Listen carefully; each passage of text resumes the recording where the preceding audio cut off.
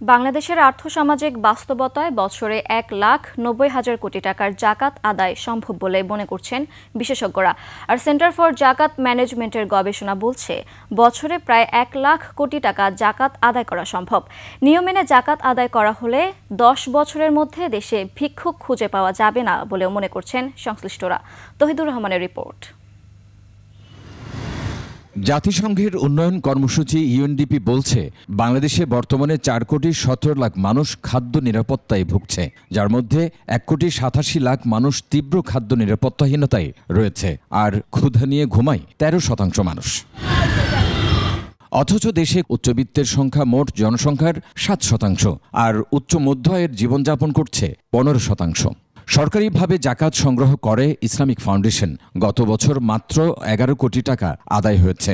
এবারের টার্গেট 25 কোটি টাকা, যা বিশাল সংখ্যক মানুষের জন্য একেবারেই নগণ্য। সারা বাংলাদেশে যদি এইভাবে আমরা করতে পারতাম আদায়, যারা যাওয়ার সামর্থ্য রাখেন তাদের থেকে আদায় করতে পারতাম, তাহলে হাজার হাজার কোটি টাকা আদায়। তবে বাংলাদেশে জাকাত আদায়ের সম্ভাবনা ব্যাপক বলছেন বিশেষজ্ঞরা। 2023-24 অর্থ বছরে এ নিয়ে গবেষণা করেন যুক্তরাজ্যের ম্যানচেস্টার ইউনিভার্সিটির অর্থনীতি বিভাগের অধ্যাপক ডক্টর এম ইমরানুল হক। তাতে উঠে আসে বছরে 190,000 কোটি টাকারও বেশি জাকাত আদায় সম্ভব। 2023-24 অর্থ বছরের জিডিপির কনটেক্সটে যদি চিন্তা করি, তাহলে আসে হলো 190,000 কোটি টাকার উপরে।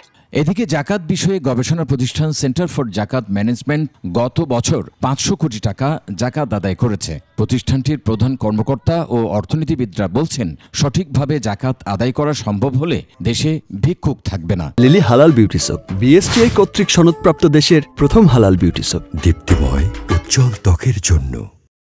আমরা জাকাত কালেকশন, আমাদের যেটা সরকারি জাকাত কালেকশনের চাইতে